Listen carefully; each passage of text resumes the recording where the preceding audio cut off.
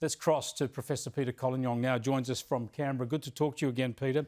First up, these deaths, blood clotting deaths. We've seen a lot of discussion about that today. Fears that this will scare people away from our vaccines, and some context from medicos telling us that blood clots are a common cause of illness and death around the country every day, so they may not necessarily be linked to the vaccine. What can you tell us about the latest news? Well, I haven't seen all the details, just what I've seen in the media. Certain things like heart attacks, strokes, and clots going to the lung happen every day. If you take 100,000 people or 1 million people, it will happen whether they've had a vaccine or not. What is important is the TGA and FDA and all the regulators around the world look at all these cases and see it as an association. Now, with the AstraZeneca vaccine, there is an association with clots, probably about 1 in 200, 300,000 people, maybe a bit more often if you're younger and female, but it's a completely different type of clot. It's a clot that affects your abdomen, sometimes the veins in your head, but it's associated with something called platelets, which perversely are very low instead of high. So it's a very distinctive syndrome, similar to when we use a drug called heparin. These other clots that you see reported, they don't appear to be associated with the vaccine as far as we can tell. That's the ones you get in your legs, the ones that go from your legs to your lungs. So those ones we still need to take care and make sure there's not more of them happening. But so far, the data from England and elsewhere, those more ordinary clots, the similar ones that are associated with the contraceptive pill, for instance, don't appear to be increased with either the Pfizer vaccine or the AstraZeneca vaccine. All right, now I want to shift to India because we're doing very well in this country, as we've highlighted many times. We need to keep proceeding with the vaccine rollout, particularly to the vulnerable, but we don't have community transmission in the country at the moment. When you look at what's happening in India, what could we best do to help? Because obviously a vaccine rollout there would just be a gargantuan task, and even simple things like social distancing and wearing of masks is very difficult to implement given the numbers of their population, some of the population density and the poverty. Well, I think it's going to be very difficult. A country of Australia's size compared to India, we're not going to make much of a dent.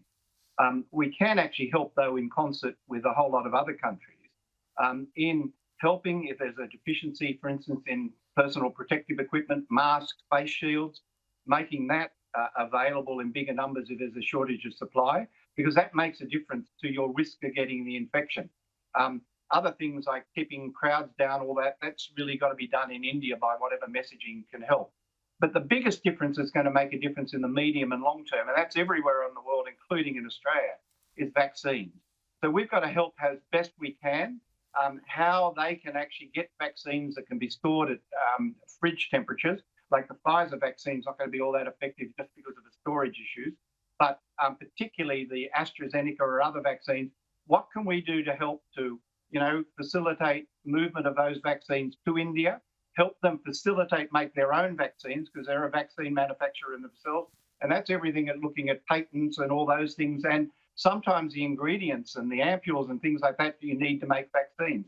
So as much as possible with an international effort, we need to help with that. But at the end of the day, it's what we can do to decrease infection from person to person, what personal equipment might help. But then it's actually how do we get and help the vaccination program in India be as efficient as possible, meaning they've got to do it, but what can we do to help to get more vaccine produced, imported, but more importantly, delivered to the people? Indeed. Now, just very briefly, if I could, Peter, we didn't block returning Australians from the US, the UK and Europe last year when they had higher infection rates than India does right now. We expect it'll get worse in India. But why would we block returning Australians from India now? From a medical point of view, is there any difference? Well, look, I personally think blocking it is not the right decision.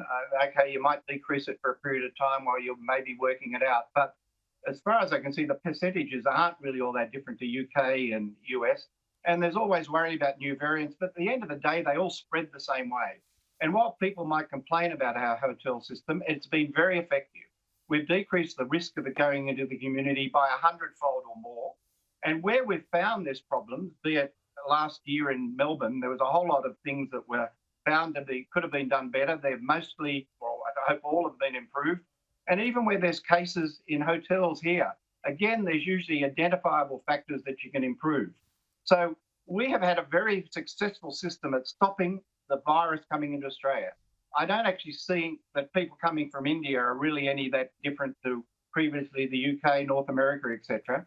We need to actually, I think, be reasonable for Australian residents and citizens who are overseas and need to come back to Australia, and make sure people who want to come back here, who have we've got a duty, I think, to make sure they can come back, do it as safely as we can, but blanket restrictions on certain countries, if we've got reasonable quarantine facilities in Australia, which we have, I don't think is reasonable.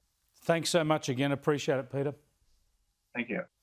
Professor Peter Collignon there, you heard it directly from him. You've heard my view, a layperson's view, based on all the advice we get from the experts. But my view on this India block, this India pause, you heard it directly there from Professor Peter Collignon.